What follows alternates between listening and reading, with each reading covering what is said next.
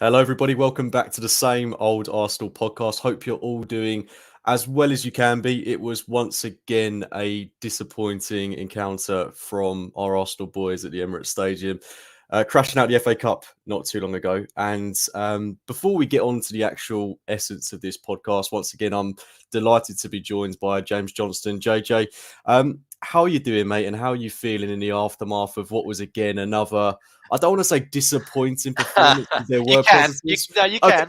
another disappointing result, mate. Yeah, I mean, I felt quite good until you brought it up again. That's not your fault, but We can't yeah, avoid it. no. Yeah, it was dreadful, wasn't it? Let's be honest. It was absolutely dreadful. Did you Um, actually think the performance was dreadful, or is it just a result that you think's dreadful? Slight bit of both. I thought that for 80 minutes, it was absolutely, you know, an improvement in terms of actually creating chances again and not throwing a game away. But in terms of those players, when those chances come to them, the lack of composure and the lack of finishing again, James, just leaves so much to be desired. And I said it beforehand that mentally, winning that game, knocking Liverpool back down a peg, and then going away on this trip that we're going away to with a bit of momentum, knowing that we've beaten the side that are currently top of the league, would be massive for this team in this group. And again, we're going into that break with a negative. And yeah, that for me, it irked me slightly, James. It irked me. I know it irked a few other people. Some are a bit more visceral than I am, but yeah, I was quite despondent after that at the weekend, mate. I thought that really the way that Liverpool played and reacted was very much of knock us out because we don't want the extra games. I don't think they were really committed until they realised, hang on a sec, we got a chance here. And then obviously they got the own goal and they just caught us on the break with 14 odd seconds left of time left to play. Absolutely, but we're not here to talk about Liverpool. I mean, we've Thank already got God. yeah, exactly. We've already got a podcast back up on the channel. If you want to go and relive that, I'm not entirely sure why you would, but look, I'm going to put a slightly positive spin on it. I think there were good things to take from the game. For me personally, I am devastated to be out of the FA Cup.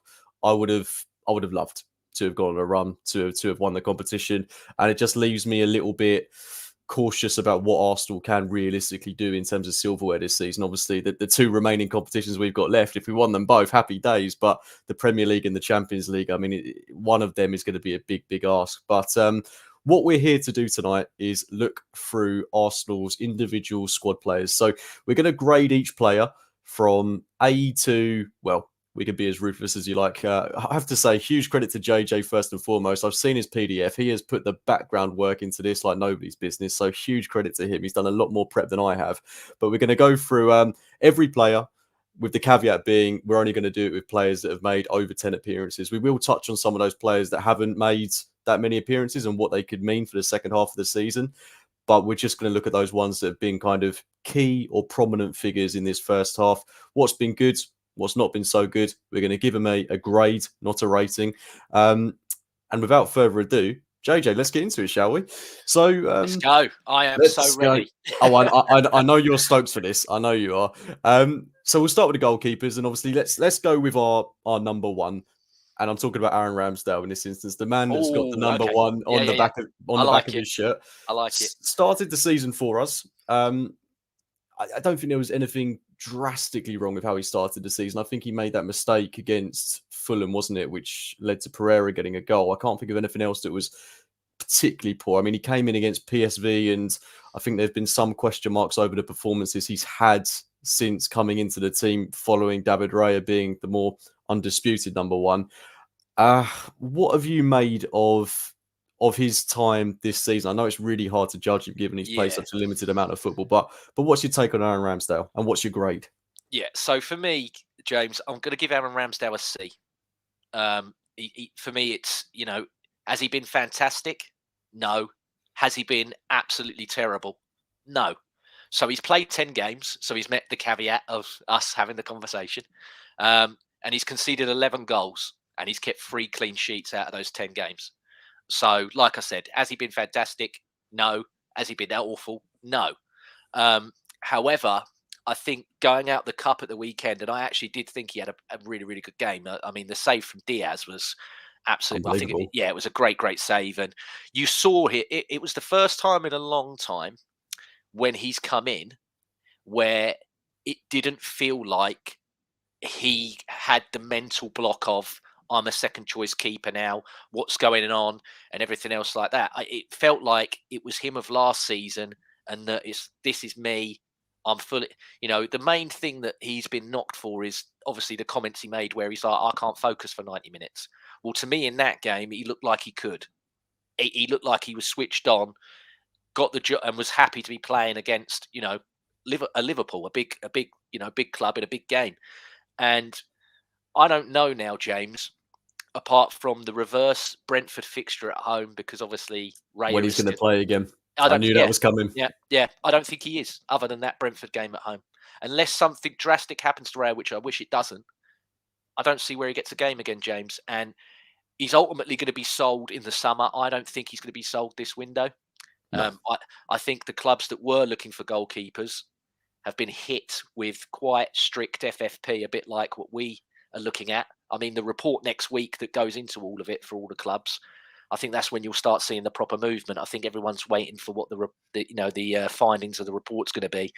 But he's under contract until 2026, James, and you just hope that you can get as good a fee as possible for him in the summer, because he's definitely going to leave in the summer. If he's not, if someone comes in for him now, who I don't know who, but if someone does, then obviously he'll jump at the opportunity, I think. But if he's not got suitors now, he definitely will in the summertime, mate. There'll be clubs out there that will need a goalkeeper, and he's good enough to be a number one for someone else if he's not seen as a number one for Arsenal. So we've had the discussion before about Ramsdale, and I know you mentioned in terms of getting a good value for him, you see it as being a minimum of around 60 million. I Yeah, mean, I did. Yeah, I did. yeah, Yeah, yeah, obviously, but we've got to be realistic about the situation now, don't we? Because in the summer, we're not going to get that, are we? So, given the current situation, before we move on to our next goalkeeper, our current number one, what would be a good fee for you come June, July for Aaron Ramsdale?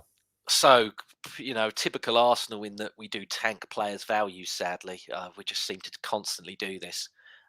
I think if we get around 40 million, we've done really well. I think that's going to be a big ask. I mean, if we can, what, did we pay 35 for him? Something along those lines, yeah. I think if we can get 40 or 40 plus, we've done all right there. I mean, it's not fantastic profit, It but seems crazy though to be breaking even virtually on a guy that was, I know ranked as one of the best goalkeepers in the world only a exactly. couple of months ago. Eighth, yeah, he was eighth in the 10 best, winning or something they gave Yeah, him. and the youngest one in there as well, and English. Madness, There should be a lot madness. more money on his head. But look, this is the situation we find ourselves in. And before we move on to David Raya, I'm actually going to agree with you on this one. I think you've got to give Aaron Ramsdale a C. He's not been stellar. He's not had the opportunity to be stellar. And he has had the few odd blunders, but I don't. He's been okay. So I think a C, straight down the middle, fine by me. So, David Raya up next, the man who has usurped Aaron Ramsdale. I'll start with my rating for this one, mate. I'm going to give him a C as well. And I know that's very sitting on the fence, but I've not been quite wowed by David Raya yet to make me think, oh, yeah, he's so much better than Aaron Ramsdale. I can definitely see why we brought him in. For me, the upgrades, well, it's not even an upgrade yet. It's just kind of been a similar sort of level. And I know the metrics probably say he's, keeping the ball a bit more, passing it out a bit more. But for me, on the eye test, I still don't think it's enough of a justification to have him come in over Aaron Ramsdale, who was progressing so well last season. So for me, until I see something more from him, I don't think he's been bad by any stretch of the imagination. I don't think he's been world class. I think he's just been fine. Distribution sometimes questionable. Distribution other times very good. So yeah, for me, C. What's your take on not Aaron Ramsdale, David Raya, mate? Perfect, James. Perfect. Same as you. See again. So he's done 20 games. He's conceded 19 goals and got 8 clean sheets. So for me, has he done anything absolutely outstanding, like you've said? No. Has he been terrible? No. And I think he's got a lot of harsh criticism from fans for a decision that was made by a manager that these fans won't criticise. They'll criticise the player, but they won't go at the manager. And that to me gets me. But if we're really going to deep it as well, James, if we're going in deep, like I have done with my notes, since he's been at the club, we've signed 5 goalkeepers, James. Do you really think out of that 5, we've not had reservations or questions about any of them? I don't know. I liked Matty Ryan. Yeah, but would you have put Matty Ryan as first choice? No, I'm joking, mate. I'm joking. Well, no. I liked Matty Ryan. I thought in terms of a backup keeper, he was fine. Yeah. Get him permanently. He's a brilliant. Yeah, that's a clever little deal there that we've done with Brighton. No, this is the thing with the goalkeeping situation. Like, I definitely have had question marks over every single one of the ones that Arteta's brought in. But the thing is, with Ramsdale, I could understand that he's young.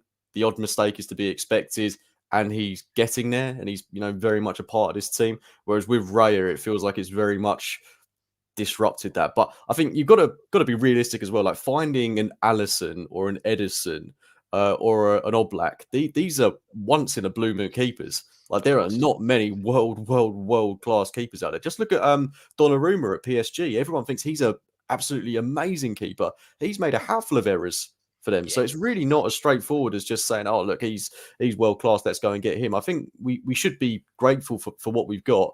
But for me, I wouldn't have steered away from Ramsdale. I think we created a situation that just didn't need to be created. I agree. Yeah, I agree.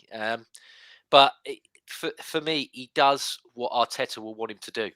I go back to that Brentford league game in that after he had the few slippy moments of when he played out the back, he went long for the rest of the game.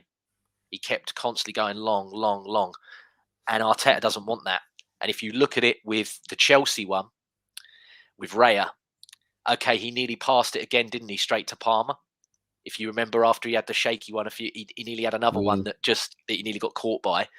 But after that, he still played the short passes. He didn't abandon that. He still played short. He still also went and that's what I think Arteta wants. Arteta's like, regardless of what happens, unless you massively cost me, do not change this style of play. This is how we play. A lot. We're probably going to speak about it more with other players later on as well. But I think the fluidity that we had last season, we have sacrificed for this control. Do I agree with that, James? No. I would have stuck with a system that got you 5 points away from winning a league, but it's altered now into this new one. And I think he prefers people that are more receptive and more, willing is the word I'd use there to do what he wants to do at all times. So that's why I think Ramsdale is going and Raya's going to stay, because Raya will do exactly what he wants to do. Yep, a very good point, well made. And there's that argument to be had that Raya was the guy he wanted in the first place. Exactly. So, that's a massive one. I mean, when he was presented, James, that was not the level of presentation for a guy that was going to be second choice. I felt that as soon as I saw it all with his granddad and everything else, all the family being there, the gifts, everything. I was like, it was like I've finally got my man, if you know what I mean. Exactly. Right. So let's move on to the outfield players, because we could do the goalkeeping discussion to death, couldn't we? Let's start with a guy that I think, we're all very excited to talk about, and he's just really picked up where he left off last season. William Saliba. Before I give my grading on this one, mate, I'll let you wax lyrical about him, because I had a little glisten at your notes earlier on today, and I know you've got a fair bit you want to say on him. So yeah, Saliba's an A. He's a big A. He's played 28 games for us, 1 goal, 1 assist as well for a centre back. Pretty good, isn't it? And he is a diamond of this team. His pace, his distribution, his ability to read and sense danger and then stop danger. And he's only got 3 yellow cards all season as well. You think about how much, the refs seem to hate us and not like us. He's only got 3 yellows at centre back. So, I mean, the one he got against Liverpool the weekend was an absolute joke. I don't know how he got that one, but still, he's only got 3 all season. And he had a ridiculous low yellow card records when he was in League One as well. I mean, he's a very disciplined player, really disciplined. Yeah, I mean, for me, he was man of the match in the Community Shield at the very start of the season. I thought he was fantastic that game. Liverpool away, I thought was another one where I thought he was amazing in that. and he could arguably be. He's not mine, but I understand the argument for if you were to do a player of the season so far. He's not mine, but I can see why people would fight for him to be, and we would not be in any conversation for any major honour if this guy was not in our team and he's not fit and playing every single week. Yeah, and there's He's nothing much more I can add. he is gargantuan, James. That's the word that I know He is, everyone but likes to this use. is the worry I've got with him slightly, is that I think he has all the makings of a Galactico. I could definitely see Real Madrid coming in for him in a couple of years' time. Any of them. Yeah, I definitely see a 60, 70, 80, 100 million pound bid being put down for him if he carries on, because he's like, what, 22? He has got the makings of he's already up there with one of the best centre halves in the league. So you're giving him an A.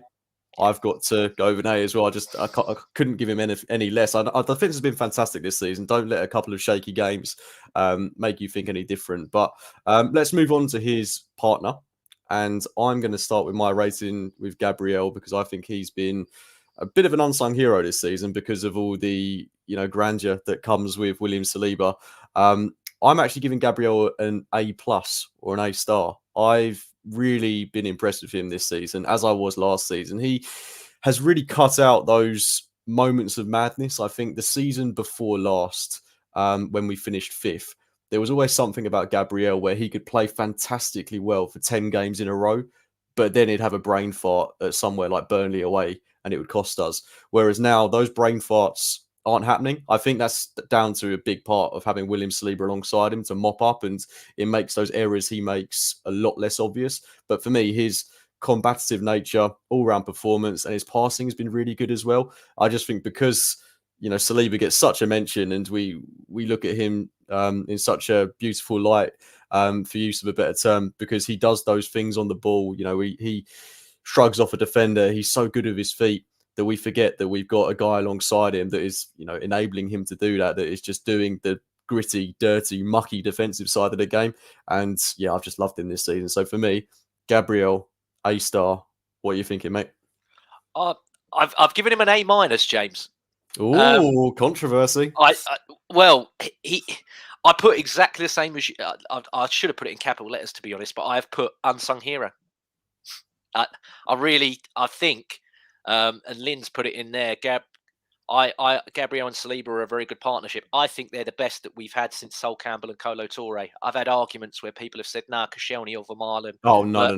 Koscielny and Mertesacker. That was good, but that was top 4 quality. We're talking about these two are just they're different for me. They're different gravy. And again, he's only got 2 bookings all season.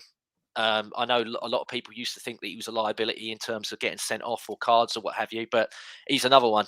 Absolute discipline in there. The only times I feel, James, where he's looked frail is where he's been dragged from a central space into a wide space, because obviously Zinchenko isn't there or Ben White isn't there.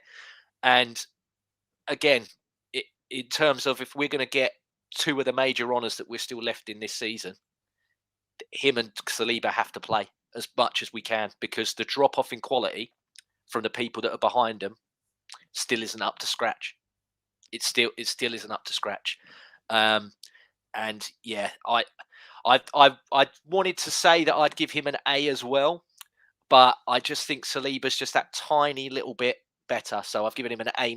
But yeah, he's class. I love Gabriel to bits, like you. I think, like you said, the combativeness that he's got that bit nastier streak in him than Saliba does. Yeah, and we need that, because it balances them both out. You got the yin and the yang. It's like Morrissey in the Smiths with Johnny Marr, who plays guitar. You got one end of the spectrum that's completely jovial, happy person. Then you've got a complete miserable, so and so. But when they come together, they make great music. And yeah, exactly. And I think these two are the same. They're exactly. They just chuck them together, and yeah, you've just got an unstoppable pair. So it's not looking too bad for the centre half so far. A- and an A+ for Gabriel. And let's move on to a guy that is such a steady Eddie for us. Last season, he was always the guy that we were talking about as being someone that was overlooked. I'm, of course, talking about Ben White. He's had a difficult couple of weeks, hasn't he, mate? we know he had an injury not too long ago, and we know he's playing allegedly through an injury at the minute. I think you can really see that in his game, but he's not quite lived up to the levels he was at last season, whether that's down to this injury, whether it's down to the system, the team performances. Don't get me wrong, I still think he's had some very, very solid games. I'm not looking at him thinking, wow, he's really, really bad, but he's not getting forward anywhere near as much as he was. He's not making those overlaps. He looks like a centre half at right back at the minute. So for me, I'm giving Ben White a C. How are you feeling about him? Exactly the same as me, mate. Yeah. I mean, he's got 1 goal and 1 assist this season. The assists have dropped off big time, and like you, I feel at the moment he's definitely carrying something, and it's hurting him a lot more than the club and maybe him himself are letting on. He is definitely hampered, James, by something at the moment, because even though I've never thought Ben White was the quickest, he is so immobile at times this season that I'm like, this is your body not being able to do what it normally does. This He's could be stiff, the isn't he? only, yeah. I'm like, this is the only explanation I can think of what's happening with him at this moment in time. I mean, if you look at the Fulham game, I know we don't like looking in the rearview mirror because it makes us feel a bit sick, but Robinson and Willian absolutely terrorised him, and I've not seen them. No, that I know didn't that I happen know last season, did it? no, and I know they're both very good players. I mean, Willian last night scored a brilliant goal against Liverpool. Brilliant goal, and Robertson for them didn't have a bad game either. But I've not seen them terrorise somebody as much. And I watch as much of the league as I can when I can. I've not seen them to completely eviscerate somebody like they did against us with Ben White. And that Jimenez goal, he was so far up with Saka trying to get the overlap and everything else. He just was unable to track back. His body just could not do it. If you watch it back, he gets past the halfway line, but you can see in his face and everything. He's like, it's like it's really taken its toll for him to get back. And again, where there is no quality in the backups, we're playing him into what is dangerous territory. But fair play to the guy. I mean, he can still go out there and give you a 7 or an 8 out of 10, even when he's half cooked, James. So yeah, again, he's a C. He's not done anything glaringly like that I've had enough and I don't want to see it. And he's not done anything But there's amazing. room for improvement, isn't Yeah, there? of course there is. Yeah, yeah, Yeah. like everybody.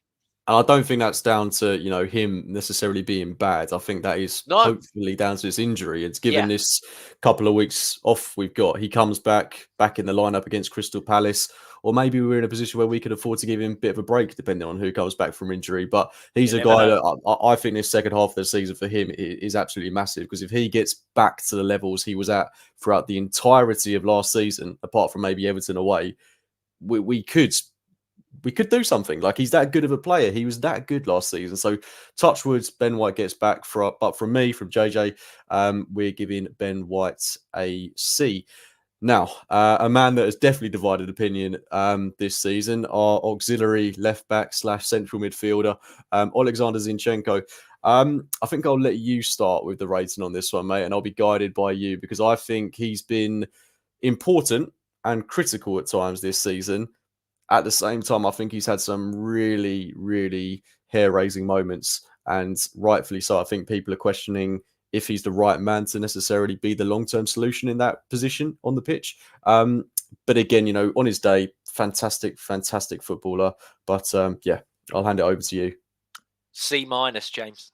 Ooh, Yeah, yeah. damning. So, well, 1 goal and 1 assist, so I can't knock him for that there. But like you said, he's a polarizing figure, is old Sinchenko, and I don't believe he's completely useless. I know there is a huge section of the fan base that will just look at him solely as a defensive player and nothing else because of where he plays, which I get, and we know he cannot defend, but he does have qualities that do help the team and help him. Especially there aren't players in this squad that have got the capabilities that he can, in terms of when it is low blocks and everything else. He can unlock a door. He can pick something. He has got that technical ability. Um, he just isn't reliable enough. I mean, fitness wise and as a defender, for me, if Tomiyasu or Timber were fully fit, mate, all the time, he wouldn't be playing. Which again, if you think about it, he was such a big purchase, and the way he carries himself as a leader and as a big character in the dressing room. If Tomiyasu or Timber were fit, I wouldn't know what I don't know how many games he would have. He definitely wouldn't have 24. That's for sure. But yeah, I think the way he plays, James, the output that we're getting. I mean, only one assist. If he's not, a Trent Alexander-Arnold is the only other example I can use of someone that inverts and is as polarizing as him in terms of he can't have. But But Trent you gets can't. No, yeah, Trent's well, defensive numbers this season are very good. but also Trent gets you double figures in assists, not just one. So the good outweighs the bad. And for me, for us, especially at the moment when we're not spanking teams up the top defensively, you can't have a passenger in there. And sadly, as a defender, he is. Yeah, and I think Passenger's harsh. But I think when you look at He's not good enough defensively, James.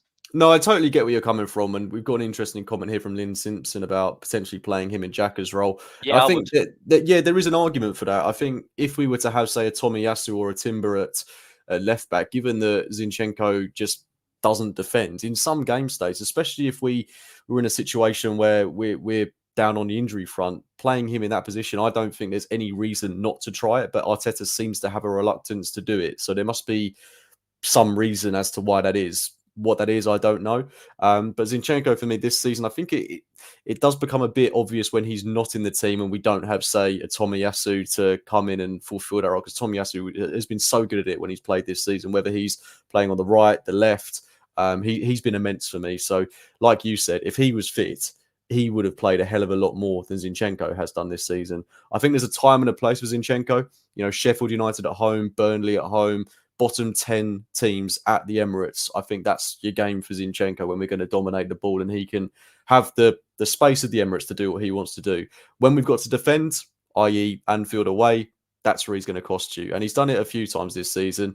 And where he has those moments where he dallies on the ball, gets caught in possession and just does the basic things wrong, that's what really frustrates me. But I do also appreciate how important he is to how we build up, to how we play.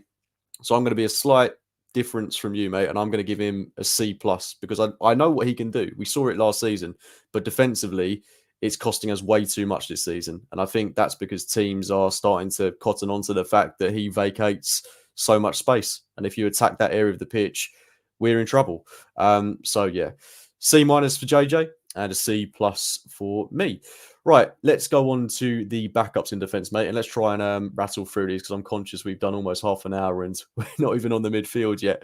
I would love to talk about Jurrien Timber. Unfortunately, I don't think we can justify it given how little football he's played.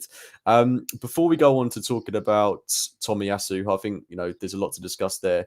Let's talk about Jakub Kivior, who's been in and out of the team this season. I was really hoping this would be kind of a breakthrough campaign for him, but he's been at Arsenal a year now. He's never really established himself in the 11, never really convinced. I definitely don't think he's a bad centre half. I think the problem is he's playing a lot of his football at left back and he's kind of getting shown up in a position that he isn't entirely comfortable with. Okay, he plays there for Poland, but for Arsenal, it doesn't quite work. I was hoping that when we saw him come in against Sheffield United, when we beat them 5-0, and he was so comfortable, that we'd see him in a few more of those games. Unfortunately, we haven't. So for Kivior, I think it's really difficult to give him a rating because I do think he's being played out of position. I think if we were to see him more at centre half, we'd definitely see a better player. But based on his performances at left back, I'm giving him a C minus. How about you? Yeah, exactly the same. I mean, he's had 700 minutes of football, James, but it's mainly been off the bench. Like you said, it's mainly been at left back. The last few games that he's played, it's shown to me that he definitely isn't a left back. He's another centre back that's playing as a fullback. However, as a two to Gabriel, again, how many games is he going to get? And also, I think about it, if he's not going to get games there because Gabriel's playing all the time at centre half, once you've got Tomiyasu and Timber back, his left back minutes goes as well because he's about fourth choice for that because obviously Timber will probably be the one but then Tomiyasu will probably be the backup, and then Zinchenko's third, even though they're not right, they're not even left-footed. So the two right-footed players are seen as a better option at left back than the two that are left-footed. That just goes to show to me, sadly, defensively, they're not the players that we want or need out there. I am not surprised that there are links with him going back to Italy, James, because I do fear. I think there's a player in there as a centre half. I'm with you. Yep, I think I've absolutely. seen enough of him to think you can do a job here at centre half. But he won't play two lefties together.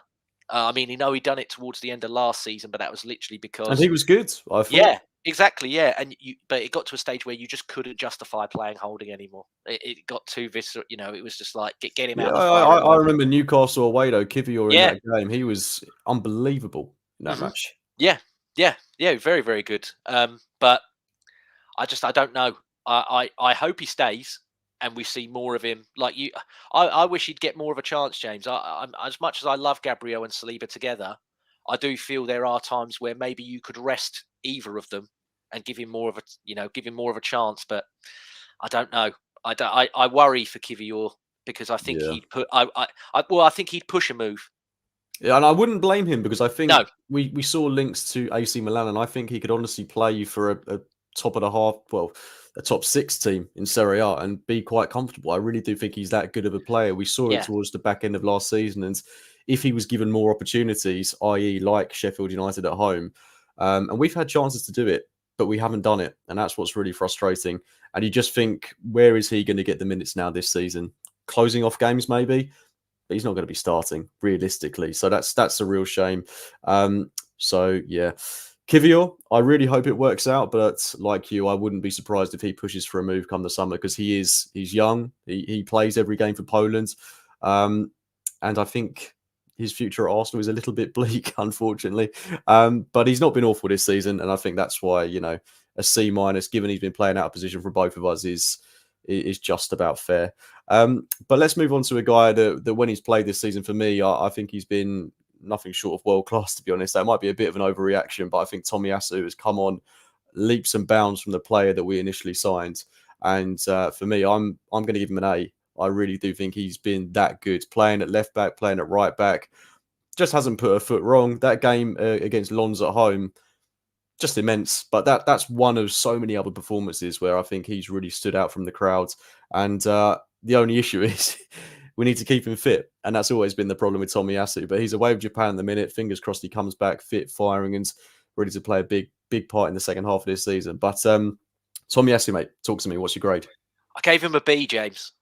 I'm with you. I mean, in terms of versatile players that are in this Arsenal squad, I don't think you've got one that's better than him.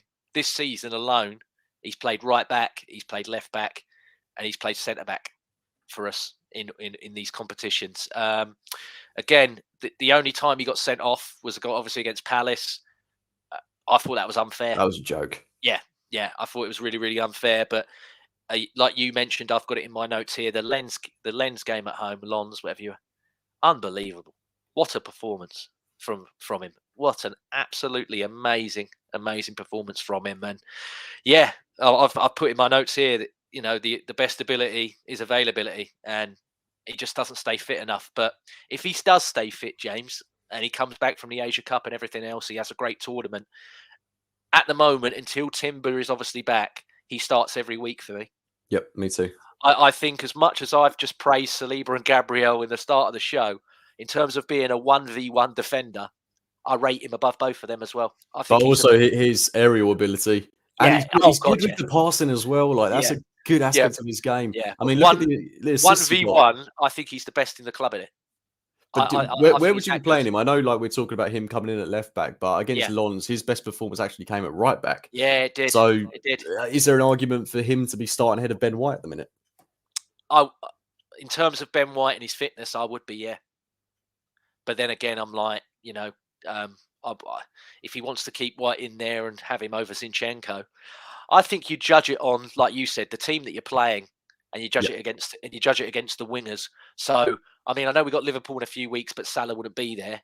But hypothetically, if he was, James, I'd be playing Ben White on the right and Tomiyasu on the left to go against, Salah. But again, if we're playing Man City, do I want Zinchenko against Doku or Grealish or whoever, or do I want Tomiyasu? I'll have Yep. Tomiyasu there. Spurs' son, I'll have Tomiyasu there. Thanks. Just you pick it to suit. Like what's the old cliche? You suit it for you pick your style to suit your fights, whatever it is. So depending on the opposition, there you need the option. It's all about the options, James. It's a squad game. Utilize the squad. And when we've got everyone fit, we certainly do have options of versatility. But We the problem really do. is we've not had anyone fit. No, So fingers crossed that changes in the next couple of weeks. Yes, please. Let's move on to the midfield, and start with the man that obviously we just can't avoid talking about. We've spoken about him so many times on podcast this season, Declan Rice. I really want to give him an A star. I'm going to give him an A. I'm just going to err on the side of caution, purely because I do think there's still room for improvement. And I was a bit surprised at how poor he was against West Ham. He wasn't great against Fulham either. Against Liverpool, I thought he was fantastic in the away game at Anfield. But so far this season, I mean, he's been a 9 out of 10 in pretty much every game. It's just a bit of a rough patch he's going through at the minute, which I have zero doubts he'll come out the other side of and be a better player. But I still think there's more to see from him going forward. And I really hope with Partey potentially coming back from injury in the next couple of weeks, we can move towards a system where we've got Partey at the base, Rice in the 8. I've spoken about this so much, but I really do think that is where he can play his best football, getting up the pitch, providing goals, assists, contributing to the attack. I think there's still levels to his game. And that's why I'm giving him an A, because he's got the potential to go to an A star. What about you, mate? He gets an A star for me. I think he's Arsenal's player of the season, mate. Again, 3 goals, 3 assists. What a signing. What a player. Again, along with Saliba and Gabriel. If he gets crocked, mate. Oh, we're finished. Panic. Because again, the level in drop-off from what he can do. Yeah, there's a comment here that says we're probably in 7th without him playing. And there's definitely an argument that is the case. Yeah, he's fit in seamlessly to our team and our squad, and you can tell that they all love him. He loves being there, and he's justified his fee. Again, there has been a slight drop-off in the last few games.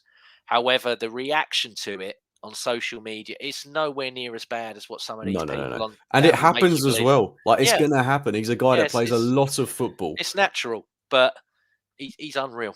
He's superb, James. I can't say enough words about him, so I'll stop. And what more needs to be said that hasn't already been said? I mean, for me, one of the best signings we've made in God knows how long. I love the guy. Absolutely love him. I think God, that is coming through very loud on the microphone. Sorry. Scratch there. Sorry. For those not watching on YouTube, JJ just have a little scratch of his eyebrow, and it seems like his microphone also entered his ear at the same time. Anyway, let's move on from Declan Rice, because I say we could wax lyrical about him all day long. Let's look at the complete other end of the spectrum. With all due respect to him, Jorginho. I thought he was good against Liverpool the other day, but he's again a player that divides opinion. Look, I can't look past the error he made against Spurs when we were 2-1 up. That was pretty poor. But aside from that, I think when he's got a Declan Rice in the team alongside him to help him with the defensive side of things, that's when you're going to see the best Jorginho. I don't think it's any coincidence that his performances have come when Rice has been in the team as well. When he's got to play with Havertz and Ødegaard, who aren't really going to do the defensive side of things, that's when he gets exposed. But I do think he's a very useful player. I don't think I have any regrets whatsoever of us signing him. I think he's as good as a player as he was when we signed him a year ago. For the fee of about 10 million quid, I think he's repaid that. I think he's a useful player, mate. I'm going to give him a B. Nice. I gave him a C. You know what you're getting with Jorginho. He's a solid option that you could bring on, and he can keep a game ticking over. That's what he does. Especially in terms of progressing the ball. Obviously, the contract's up. We know the contract's up, but I hope that if he doesn't get an extra year, that hopefully we don't sell him yet. And we can't sell him now. No, would I like to get money back? Would I like to get money back from him? Of course I would. But if he doesn't want to renew for a year, I hope that he stays at least until the summer and then goes, because I think he's a good option, James. I think if we're to go deeper in the Champions League, you need someone like a Jorginho in there. I think it's an interesting comment here about Patino potentially getting his role next season. I've never really thought of that, but if you watch Patino, he is actually kind of a Jorginho-y type player. Slightly different. Obviously they're individual players, but I could definitely see that being an option, whether Arteta views it that way. But that's a really good point. I mean, I haven't watched a lot of Swansea, but does he play more as a six then? Because I thought he's a bit higher up. Yeah, I thought he was a bit higher up as well. I don't want to comment too much because I don't know Yeah, the ins and outs of it. But I think if fair you look enough. at from the limited amount of football he's played for us, he does occasionally play a bit deeper. But Yeah. maybe, I've always thought of him as being maybe one of the players that plays in the 8 role. But no, good comment. Certainly food for thought. And at some point, we will have to move on from Jorginho. And for the here and now, he's a good enough squad player. And I suppose I wouldn't really be opposed to him getting another year-long deal because his level for me hasn't dropped yet. Yeah. So, Jorginho, B for me, C for you. Who are we going to go in next? I've got the Arsenal squad out in front of me. I think let's go with, let's go with a juicy one, Kai Havertz. I knew you were going to pick Havertz. Right. Where are we going to start with this one, mate? Where are we going to start? When he came into the squad, lots of debate over the signing, lots of debate over it. And he's really come to life in November. Obviously, the Arsenal player of the month. He's kind of been as poor as anyone else has been throughout December. I can't think of anyone that was great. I mean, he got that goal against Brighton, topped off a really good performance. And like we said at the start of the show, I mean, I don't think he was bad against Liverpool, but he missed those chances, which is what really matters. He had a good striker's performance apart from those chances. I actually think if Partey was fit this season, we would see him up top a lot more. And the reason I say Partey being fit is because you'd see Partey the 6, Rice the 8, and Kai Havertz being the guy that plays up top. And I don't think there's a dedicated position for Kai Havertz in this team. And I'm not saying that's a good or a bad thing, but I think Arteta brought him in with the view of being someone that could play in midfield, but could also play in that striking role. But because of the injuries, we've seen him play so much in midfield. Obviously, the first couple of months, definitely more to be desired. Really encouraged by what I saw in November and still encouraged by what I saw against Liverpool, apart from the finishing. But there's definitely room for improvement. And until we start seeing that finishing, because he gets in all the positions, I just can't say that he's the finished article yet. But he's getting there. And although this might sound a bit harsh, I'm actually going to go C+, which I think is fair enough. What do you think?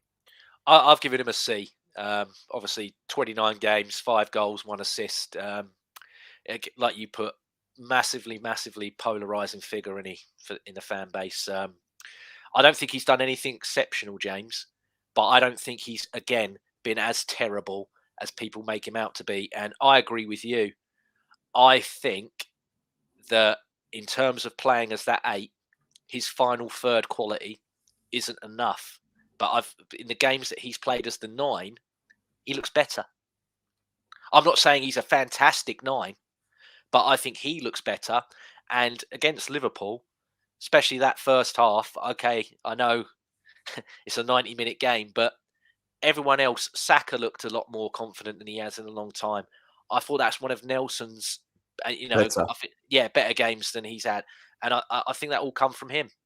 He's definitely a nuisance in there, but he just hasn't got that finished quality. If he adds it, then my word, we've got a really, really good option there at the 9. But I just don't. I think that what happened to him at Chelsea, James, has just battered him so much. Yeah. Well, fingers crossed we see a big second half of the season, but he is getting 100%. There. He for me now, he is a better player than the one we first signed. Just got to get his confidence back, get him scoring more, and it's going to take a long time for him to justify that £65 million fee that Barry Burns put in the comments. And I agree, like we could have spent that money better, but look, he's at the club. We've got to get behind him. Fingers crossed he can come around to justifying it, but work to be done there.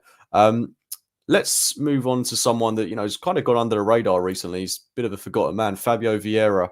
Obviously struggling with an injury at the minute, and hopefully he'll be back in the squad towards the end of this month, early next month.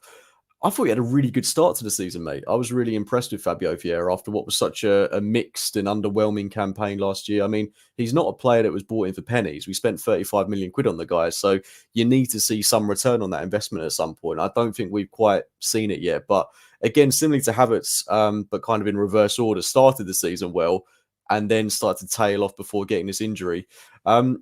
With him coming back, do you think he's actually going to push for a spot in this midfield? And in terms of a grade, I mean, again, it's a tricky one because he's not played in so long. I'm going to give him, for now, a C minus. Same as me.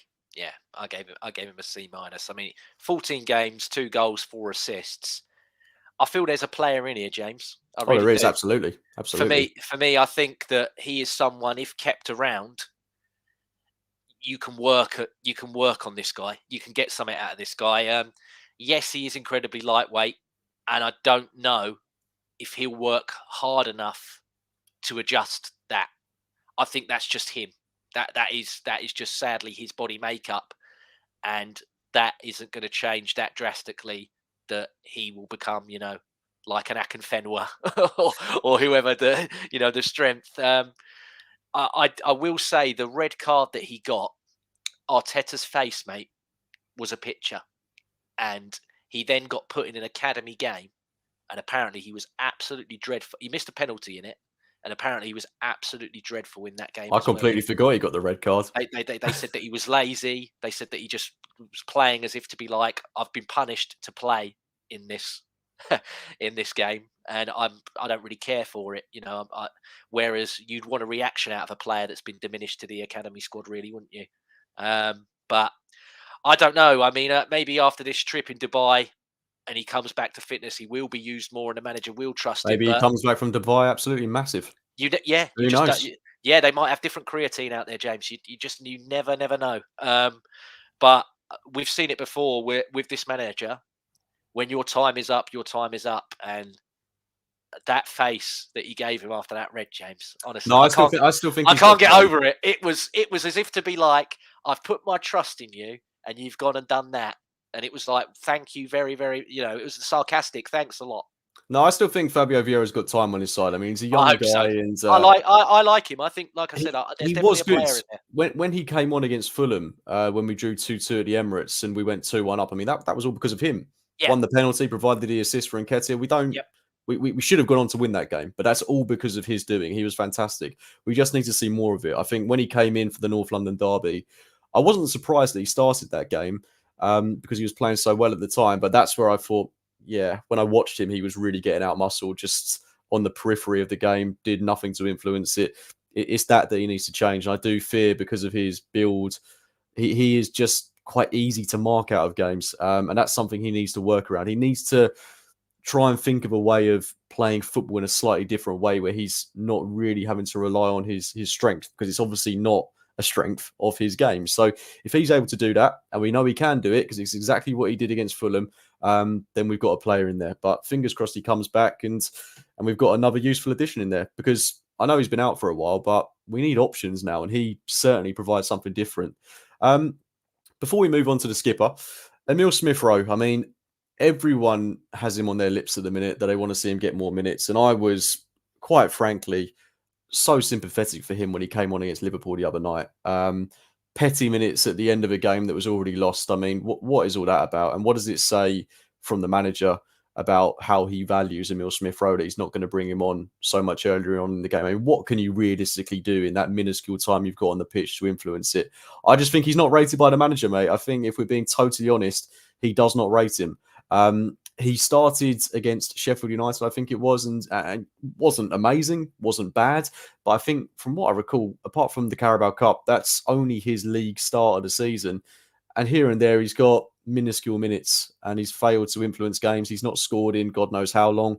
I'd love to see him play sometime soon. But with us now being out of the FA Cup, I just don't know where he gets minutes. And my rating for Emile Smith-Rowe, again, it's a tough one because I think if he plays, he gets a much higher rating, but I've got to go C- just based on the minutes he's played this season. You're kinder than me, mate. I've gave him a U. I've given him ungraded because he's had 12 games, one start. In that one start, he got an assist. the minutes he plays are fleeting, James. For me, there is not enough. To me, there wasn't enough that I could grade him on when he's only getting 1 minute, 2 minutes, 3, 5. West Ham, when he come on, I thought he was brilliant in that game. I know we were down. I know we were down and we were out. But Almost scored. I thought he was excellent. And then I thought to myself, okay, now that he's done well here, surely against Fulham, with Martinelli not being as firing and everything else, are you going to put him in that position? Are you going to give him the left eight? I mean, the left eight for me just screams Emile Smith Rowe, but I don't understand. I think either one of those 8 positions he could play. Yeah, but I don't get what it is that Mikel Arteta. I think I don't know if it's the lack of trust in him as a player or in his fitness. But yeah, I agree with what Barry's put there in the comments. Give him a chance. Well, when you've got Leandro Trossard, who is quite Emile Smith Rowe in that he can play on the left wing, he can play in, well, arguably he can play in that left 8 role. Smith Rowe can play in either of those positions. When he's not playing well, which he hasn't been, and Martinelli's not been playing well, and Smith Rowe is still only getting virtually seconds at the end of a game that we've already lost, I think, I hate to say it, but for his own good, at some point he's got to push for a move to leave. Of course he has, because he's too good to be. It's like Teeny James. It's another one that I feel is potentially going to be forced out, but we all know that he could do the business for our club. You'll see him somewhere else, and probably he'll flourish, and you'll be like, well, he could have done that for us. Yeah. Well, let's hope again for Smith Rowe. I mean, I'm trying to be optimistic. I don't think he is going to play a lot of football in the second half of this season, but touch wood, he's able to work his way into the team, because I really do think he's got so much to offer. I just want to see him score. Like, it feels like so long ago that he was bagging in goals off the bench. I still remember Norwich away when he came off the bench. It was unbelievable. Scored a great goal in that game. I'm clinging on to those little moments with him, because I'm still hoping that he comes back and does the business for us. But we'll have to wait and see. That's on Mikel's shoulders. Right, before we move on to the forward line, Martin Ødegaard. Mixed campaign so far, mate. I don't think he's been exceptional. I don't think he's been bad. I think he's definitely hanging on to the ball a lot longer than he has in previous seasons. Again, another one of these players in our forward line that I think at the minute is going through a rough patch, and we need to see a bit more from. As I say, I don't think he's been poor. But again, like Saka, like Martinelli, like Gabriel Jesus, his numbers are down, and I can't really put my finger on why that is. So for the time being, I do think there is room for improvement. I'm going to give him a B- because I know he can do so much better. And I think even a B- is being quite generous, to be honest. I think there's debate for him to be a C. And I'll be interested to hear what you've given him. Well, if there was debate for him to be a B-, I've given him an A-, James. Oh, okay. For me, it's 7 goals and 4 assists.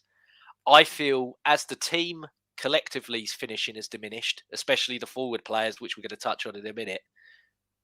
He's still trying to take games by the scruff of the neck, still making these final third passes, but their finishing has been dreadful. He's laying stuff on plates for people, and they're not tucking it away. At the same time, though, looking to Villa away, he should have had 2 goals. Oh, of course. His finishing also has to be better. I was just about to say, his finishing, James, hasn't been up to scratch. And I'll tell you what, he has a tendency to favour just passing to Saka every time when there are better, I wouldn't say better players, but there are better areas and space for him to pass that ball. But for whatever reason, I'm just going to go to Saka every single time. And people have said that we're predictable and that, we're easy to read. And that is one of the big things of it, in that he will always favour giving it to Saka than everybody else. And that's a thing that needs to change. They do all this video analysis and this data and everything else. They've got, I've done my notes here, but they've got stuff that we could only dream of that they can use. And I don't understand how, we saw on the Amazon doc, Arteta's got one of those pens like on the wet, he's got like the laser pen. Well, I would pause it and go, look, you got Martinelli there, you got Havertz there, but why have you gone for Saka that's got 3 people around him when you've got these 2 in acres of room here? Because I don't understand what it is. I don't know if it's coached or it's him believing none of these others are going to do it apart from him. I think it's something to do with tight space. And I know that might sound really weird, and it sounds weird now I'm saying it out loud. But if you look at Saka and Ødegaard, the one thing they both have glaringly in common is that they tend to thrive in those tight areas. And if you look at the balls he plays through to Saka, particularly in the game against Liverpool, just tiny eye of the needle passes that somehow Saka latches onto. It's a really good point, actually. It's not one that I've considered, but their pass map between each other must be in the hundreds per game, because they are always looking for each other. But I think now you've said all that out loud, I didn't realize he had quite those decent stats. I feel like I've been a bit harsh in my B-. I'm going to stick to it because I know that he can do so much better. I know that there's still so much more to come from him. And like, we've got this comment here from Boy10 Dio. He should have a load more assists. The Villa game is a prime example. He should have had 2 goals, 2 assists in that game. But look, it's definitely not been a bad season for Odegaard, but there's definitely a lot more to come. Let's move on to the forward line. A lot of choice to start here. Let's go with the players on the periphery to begin with. And a guy that started at the weekend against Liverpool, and like we said earlier, had a pretty solid game. Reece Nelson, he certainly seems to be higher in the pecking order at the minute. He seems to actually be one of Arteta's first options off the bench. And I think when he started, he's had some decent games this season. But the problem is he's not starting enough. And I do think if he was to play, he could be a genuine alternative to Martinelli. Do I think he's as good as the options that the teams around us have? Do I think he's as good of an option as someone like Diaz or Nunez or Gakpo off the left for Liverpool? Do I think he's as good as Doku or Foden off the left for City? I don't, to be quite honest with you. I love the guy. I love that we've got a Haaland kid in the squad, but for me, he's not at that level. And I feel like I'm going to be quite harsh again, but again, it's purely because of the minutes he's played, and I want to see more from him. But I'm giving Reece Nelson a C- on this one. Yeah, same as me. So he's had 18 games, 1 goal and 3 assists, and I've seen enough of Reece Nelson now, James. He's 24 years old. Not a young man anymore, is he? No, I don't think he's hitting the levels that we're trying to compete against in terms of depth quality. And there was offers on the table for him of £25 million. I'd say take it right now. I know he wants to fight and he wants to play for us. What if? Let me throw this into the mix, mate. I don't think we'll get 25 million quid for him. Let's say an offer came in for 12.5. Would you take it? Well, because I don't think you're getting more than 15 at the most. No, I mean, I would, James, because I'm not sentimental about players that I don't think are good enough. And for me, I don't see this guy ever. If I can't see you making a dent in the first team for the club, then I don't really know why you'd stick around. I think that as much as it pains me to say it, because I want to see academy players come through, I really do. He's not it for me, James. He's not the guy. I'm going to say that about another one in a minute as well. Let's move on. Let's move on to him. I'll leave it with you, mate. I'll let it run. Eddie Nketiah, talk to me. C-. I mean, 27 games, 6 goals and 4 assists, but he's another one. We know his abilities, and we need an upgrade here. He's not clinical enough to play as a lone 9. If we were to change and put Havertz and him as a 2, maybe he'd be a completely different player. But on his own as a 9, asking him to link as well as score. No. He needs an Olivier Giroud to play off. Yeah. I think it'd be unbelievable. Oh, God. If he had that. Oh, God. If we had Oli G and him, yeah, it'd be fantastic. But for me, you've got to on Nelson and him, cash in and get one either centre forward or one elite winger. And everyone knows what winger I want, mate. So. Yeah, I think for people that don't know, to Wolves. Yeah, Pedro Neto. Pedro Neto right there now. We go. I think for me with Eddie, I'm really proud of him for getting that hat trick against Sheffield United. I mean, doesn't matter about the opposition, getting a Premier League hat trick. Hat off to you. That's fantastic. But again, it's games like Sevilla away when he came off the bench. Awful. Absolutely awful. He's not someone that you can turn to off the bench and be like, he's going to change the game, because off the bench he's awful. Like there's no getting around the fact he's not a good option to have off the bench. Okay, he provided an assist for Kai Havertz against Brighton, but apart from that, when we're chasing a game, when we need to turn it around, tell me one good thing he did when he came off the bench against Liverpool with like 20 minutes to go, because I can't think of anything. And that's been the case in so many games. But for a guy that I don't think is being played in a team that plays to his strengths, I've got to give him a C. I don't think he's been bad in the games that he started. He scored in the games that he started. But I don't think he suits our system.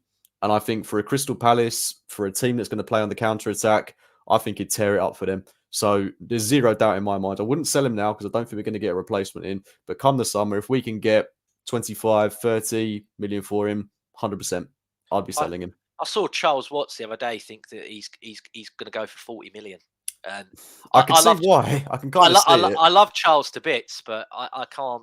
Well, I mean, look, if we're basing it on Rasmus Højlund's going to Man United for God knows how much he went there for, Eddie Nketiah has proved he can score goals in the Premier League, right? He's still a relatively young guy. He could fetch, if a ridiculous club came in and bid that for him, he could fetch a bit of money. But I think for the clubs he'd be attracting, the likes of your Palaces, they're not going to have the funds to do that. So I think anything over 25 million, I'd be happy with. For a Haaland graduate that's pure profit, do it. Yeah, I mean, you got people talking about, we should get at least Balogun money for him. Well, James, I was speaking with Jack, who I do the Purely Arsenal with earlier. I know sometimes that you two have interactions and stuff on Twitter and everything. And he said to me, James, he went, Balogun, although it was a loan, and okay, it was the French league, he got, 19 goals out there? Something like that. He said it was very good. He said this guy, and he was a player as well, Balogun, that's on 35 grand a week. So it's 21 goals for there you go. Reims. There you go, 21. So but he is worth saying he's having a very poor season for Monaco. He is, yeah. But he was on 32, was it 32 or 35 grand a week? He was on. Eddie's on 100 grand. That's not attractive. If Eddie Nketiah was not on the 100k a week, he'd probably be gone because there'd be way more suitors that would take. And I don't blame him for taking the money. I don't begrudge anybody that gets more money for what they do. It's the world we live in. But yeah, come on. Yeah, I mean it's one of a few questionable decisions, but of course. Let's move on from Eddie. I mean, I think we're in agreement that him along with Nelson is someone that we need to be cashing in on at some point in the summer. Fingers crossed, we can put those funds, if they are sold, towards what we really need. But that's not to say that we don't rate them, because I think we've given them both quite fair ratings. Let's move on to Leandro Trossard before we get into the key men. I mean, not that he's not been a key man this season. He's played plenty of football for us. I think earlier on in the season, he had some very good games. I think in the Champions League, he's been really good. It's in the Premier League where I've not been that impressed with Leandro Trossard. And he's just not been quite as good as he was when he came in last season. You could really rely on him to be a difference maker coming off the bench, but he's quite easy to read now, I feel. Quite easy to defend against, and he's just not as unpredictable as he was last season.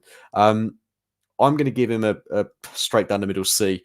I don't think he's been anything special, unfortunately. I do think there's definitely a player in there, but I want to see more from him. How about you? I'm exactly the same, James. I mean, 24 games, 6 goals, 2 assists, but there has been a real regression in the guy. A real regression in him. Do you think that's because of age? I don't know. I don't know what it is. If I could tell you, James, I'd probably be a millionaire, wouldn't I? I'd be working at the club. But he's been playing in a variety of positions, but I still feel that his best is as a backup 9 option to Jesus. If you want someone that can give you as close as what Jesus gives you as a 9, he's the better option to do it than Nketiah is. And I think he is a very, very good finisher. So put him closer to the box as you can get him. I think that playing him as an 8, where he's got to track back and help because Zinchenko's gone too far forward in front of him, nah. No, in midfield, I think not his game at all. I think he's failed to convince in that position. I thought it was good when we played there in pre-season, but obviously those games count for nothing, don't they? I mean, at the time, everyone takes them so seriously, but you look back on them and you're like, not really sure that game really meant anything. But I definitely don't see him as a left 8. I want to see more from him playing on the left wing. Because I think what I loved about him last season was his unpredictability in comparison to Martinelli. Like you could be playing an opposition and you could run them ragged with Martinelli and then bring on the trickery of Trossard. And that was fantastic. And we've just not done that at all this season. It's just not really worked.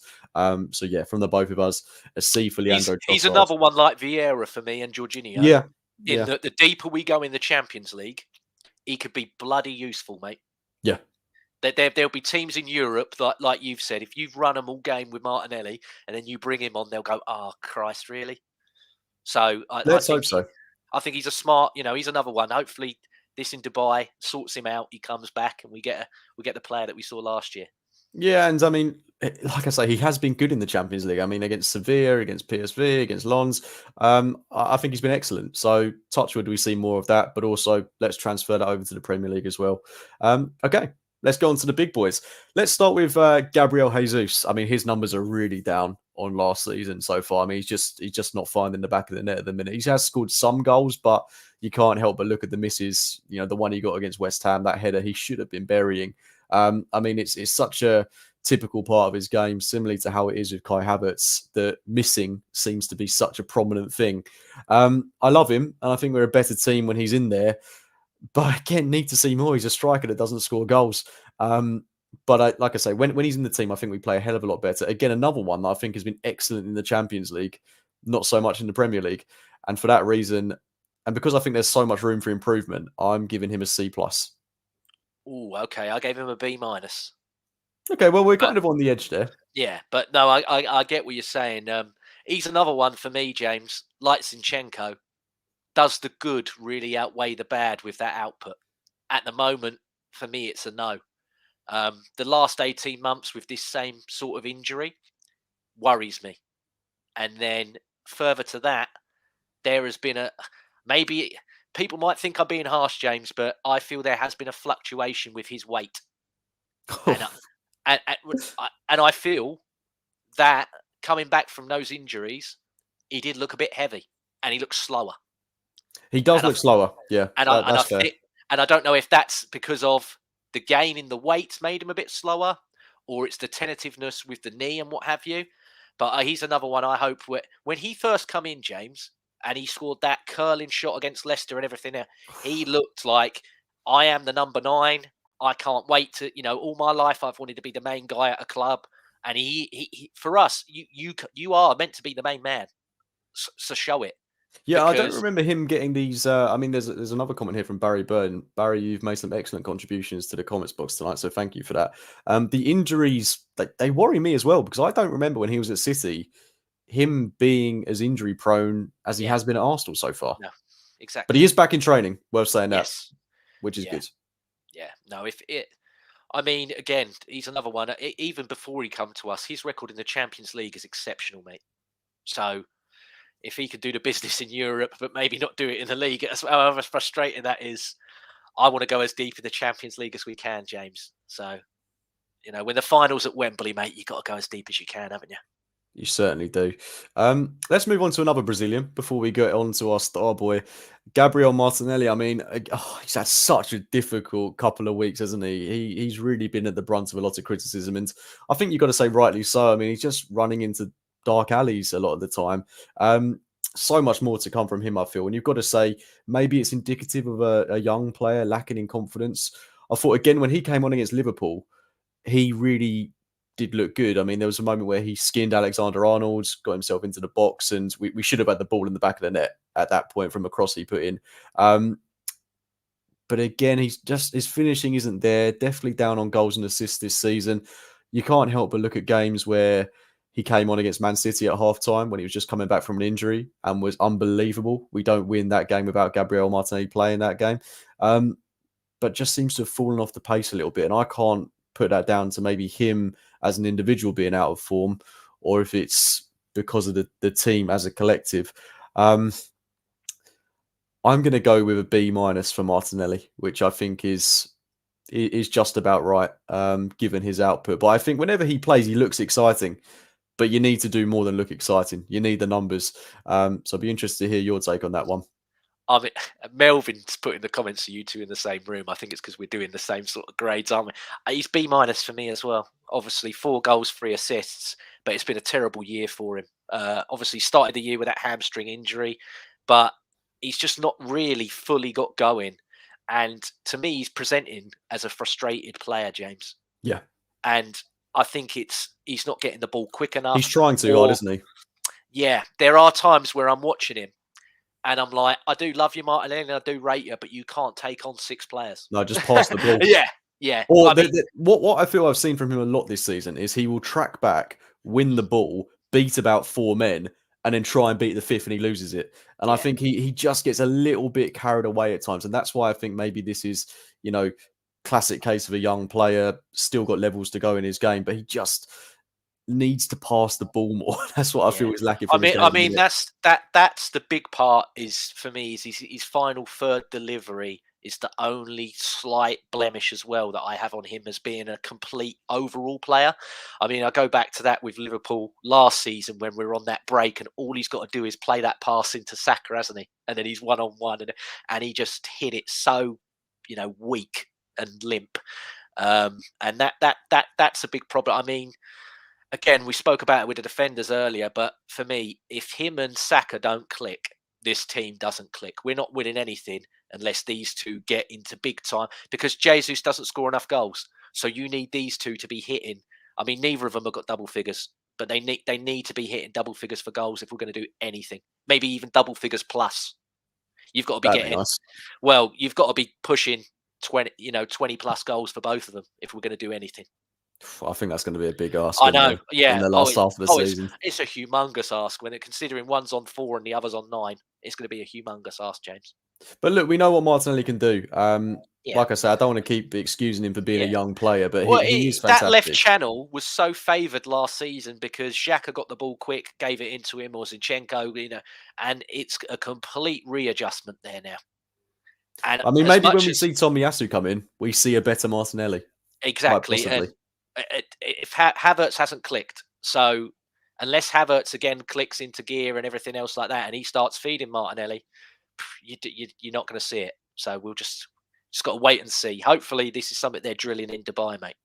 I hope so, mate. Because as much as finishing drills, I hope they're doing everything that they can. Well, he can be a killer in front of goal. I mean, that's what I felt was so characteristic in his game last season. When he's through 1-on-1, you just know what the end result's going to be.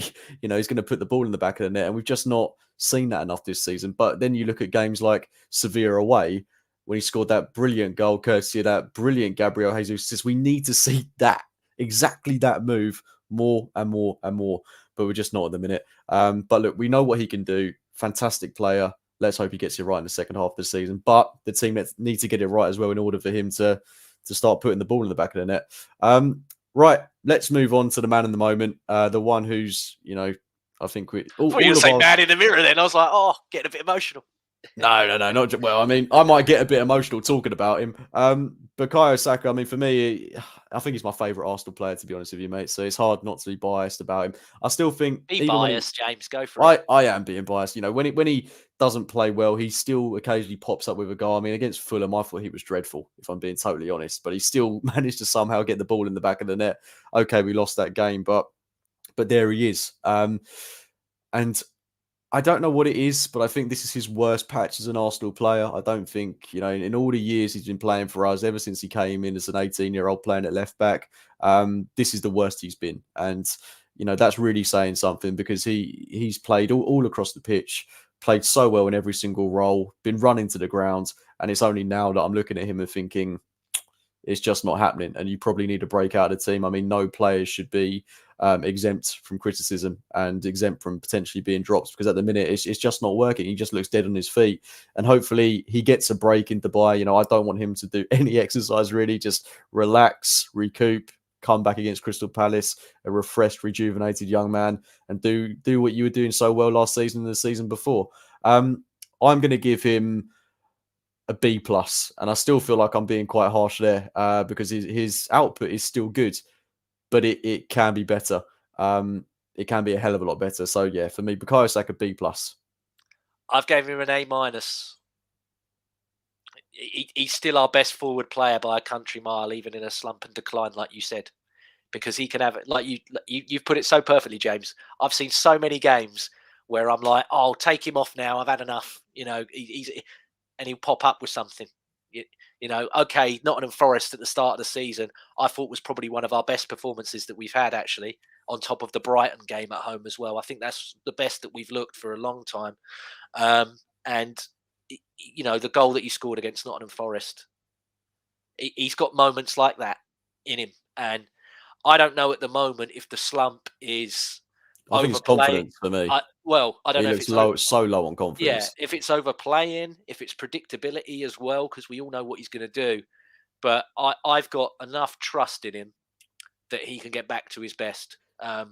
I don't like the haircut. I'd go back to. I'd take the diet. I'd get rid of the Chris Tucker Fifth Element hair and go back to his normal hair.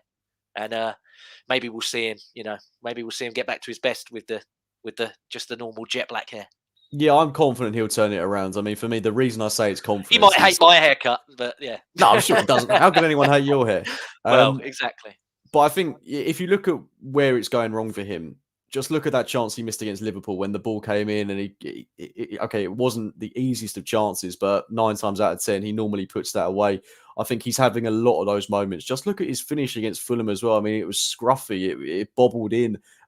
Normally, he's levering the ball into the back of the net. So I think it's confidence, and I think that runs through the team in a minute. So that's why I think, just to end on, this break in Dubai is so important, because if they can just refresh, put the last 3 weeks out of their minds, and go again against Crystal Palace and almost treat that as the first game of the season, there's no reason why we can't have a good second half of the campaign. I'm not saying we're going to win the Champions League, we're going to win the Premier League, but we could definitely have a positive end to the season, and who knows where that might lead us. But before I go, mate, I mean, obviously, we're out in Dubai at the minute.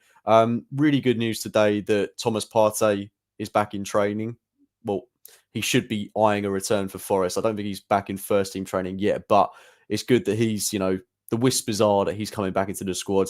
Jurrien Timber has travelled to Dubai as well. I still think it's going to be a while before we see him. But on the injury front, with Fabio Vieira coming back in the not too distant future as well, it's looking good, isn't it? And we can still have a good second half of the season, can't we? I hope so, James. I mean, I think Timber, having what happened to him, really throwed off a lot of what we wanted to do as a squad this season. Partey, for me, James, I've seen a lot of people thinking that him coming back is just instantly the answer. I don't. He's too unreliable, James. He's like the Pope having a massive knob. You can't use it. You can't use it.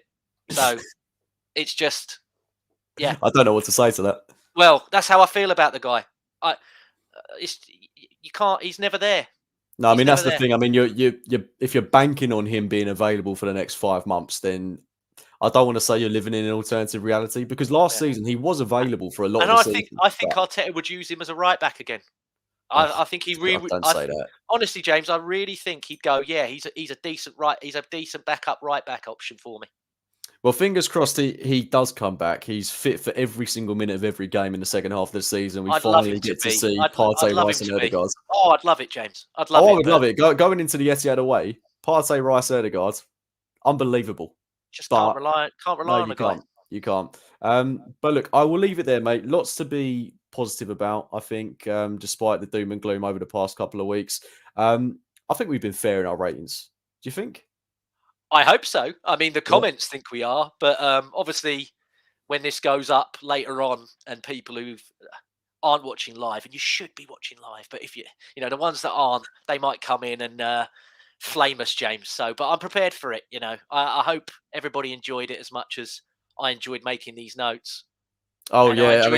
I enjoyed talking and listening to you, as per always, James. Always have a great time on here. And right back at you, mate. I have to say, to everyone watching in the comments, please do follow JJ on Twitter at LLCallJames91. Make sure you subscribe to the James Johnston Football channel, because I've never known a man put in so much work in research to doing these types of videos, and that just has to be applauded. And I know that's coming across sarcastically, but I'm being very sincere there. I know. I know you're not being sarcastic, James. Well, I mean, look, when you've got an era of football channels where people just turn up and they ramble on, like me, when you're putting in the hard graft, that should be recognised. And not only that, but you speak perfect sense as well. So before we get too emotional and romantical, I'll just end by saying, make sure you subscribe to JJ's channels. From myself, from JJ, I hope you've enjoyed this show. I hope it's not been too damning. I hope we've tried to make it as positive as possible in what's been a difficult period for the Arsenal. But we will be back in the not too distant future to look ahead to the game against Crystal Palace. Before we leave, yes, of course. In case I don't want us to get told off. Well, it'd probably be you that gets told off more than me. Yesterday we had a very special birthday, didn't we? We did. And do we need to mention this before we go? We do, yes. So it's very poor of me, very poor form. Apologies, Ruth. Very happy birthday. I hope you had a wonderful day. I hope you're still out there celebrating now, and hopefully Arsenal turn it around for you. Please do make sure to check out her fabulous work. You can get brilliant pieces like this on her Etsy shop, Ruth Beck Art. She's got some absolutely stunning pieces of work. I can't recommend Ruth's stuff enough. I mean, just as a present, as a nice to have for yourself, it makes perfect sense. So thank you to Ruth for sponsoring the channel. Make sure you go and check out her work. Very happy birthday. Thank you ever so much for reminding me of that, JJ. That's Much fine. No, appreciated. that's all right. No, I know that if we don't mention the sponsor, it can be No. troublesome. I will be put in the naughty corner if we don't mention the sponsor. So no, thank you ever so much for that, mate, and thank you for coming on. As I say, thank you to everyone for getting involved in the show tonight. And until the next time, up the Arsenal. See you later, guys. Bye bye. Everybody.